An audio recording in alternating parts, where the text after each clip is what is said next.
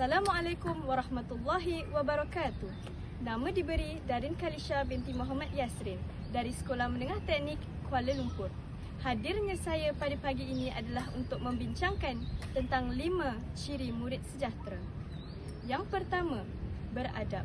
Murid yang mengamalkan nilai murni, menghormati orang lain serta bertanggungjawab terhadap tingkah dan laku mereka.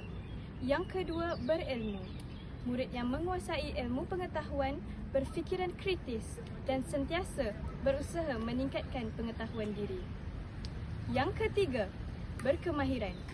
Murid yang mempunyai kemahiran komunikasi, kepimpinan, penyelesaian masalah dan kemahiran digital untuk menghadapi cabaran masa hadapan.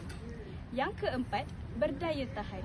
Murid yang mampu menghadapi tekanan, menyesuaikan diri dengan perubahan serta bangkit semula selepas mengalami kegagalan.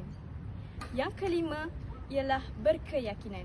Murid yang percaya akan kebolehan diri, merelakan pendapat dan sanggup mencuba peluang serta pengalaman baharu.